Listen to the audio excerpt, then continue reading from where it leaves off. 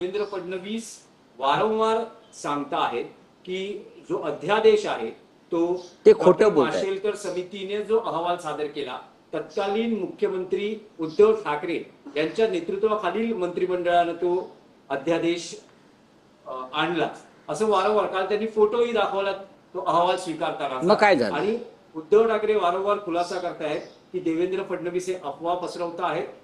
अफवा देवेंद्र फडणवीस अफवा पसरवत नाहीयेत, तर ते भारतीय जनता पक्षाच्या राष्ट्रीय धोरणानुसार खोटं बोलत आहेत. आय रिपीट, भारतीय जनता पक्षाच्या राष्ट्रीय धोरणानुसार ते खोटं बोलत आहेत. जसे नरेंद्र मोदी बोलतायत, अमित शाह बोलतायत, तसे त्यांचे हे राज्यातले नेते खोटं बोलतायत. माशेलकर अहवाल काय आहे हा त्यांनी टेबलावर ठेवावा ना. देवेंद्र फडणवीस यांनी, त्यांना कोणी अडवलंय? ते राज्याचे मुख्यमंत्री आहेत ना. हवेत कसले तीर मारताय तुम्ही? तो अहवाल ठेवा. तो अहवाल, ती कमिटी का स्थापन केली आणि तुम्ही तरी कमिटी का स्थापन करताय? अभ्यास गट का स्थापन करताय? मला सांगा ना. ही एक पद्धत आहे शासनाची की एखादा अहवाल आल्यावर त्याच्यावरती अभ्यास करणं, एखादा जटिल विषय आल्यावर त्याच्यावर तज्ज्ञांची समिती नेमणं.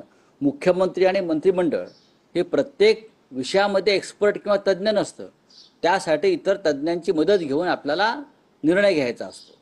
आम्हाला नाही पटलं, आम्ही फेटाळून लावलं. राज ठाकरे आणि उद्धव ठाकरे एकत्र येण्याच्या चर्चांवर मुख्यमंत्री देवेंद्र फडणवीस यांनी उपहासात्मक टोला लगावला आहे की माझ्या शुभेच्छा आहेत, दोघांनी एकत्र राहावं. बघा, त्यांच्या शुभेच्छांवरती मराठी माणसाची एकजूट ठरत नाही. जर देवेंद्र फडणवीस आणि प्रफुल्ल पटेल एकत्र येऊ शकतात, जर देवेंद्र फडणवीस आणि मिंधे एकत्र येऊ शकतात, जर देवेंद्र फडणवीस आणि हसन मुश्रीफ एकत्र येऊ शकतात, तर दोन भाऊ एकत्र येण्यात तुम्हाला कसली पोटदुखी आहे? तुमचं कशाला पोटात दुखत आहे? तुम्ही जे काय तुमचं भ्रष्ट कडबोळं एकत्र केलं आहे सरकार बनवण्यासाठी, तुम्ही त्याच्यावर व्यक्त व्हा. दोन ठाकरे बंधू,